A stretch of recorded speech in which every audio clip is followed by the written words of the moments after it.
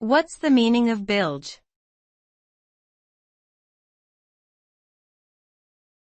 Bilge.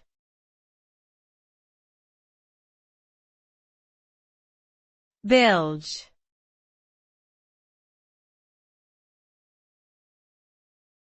Bilge.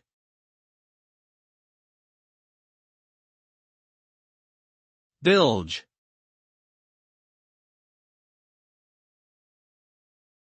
The term bilge refers to the lowest part of a ship's hull, where water collects and needs to be pumped out regularly. In a figurative sense, bilge is often used to describe any kind of nonsense or worthless language that is considered to be beneath contempt.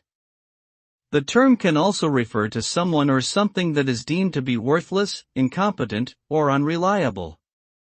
For example, one might describe a poorly written book as bilge or a person who constantly lies as a bilge rat.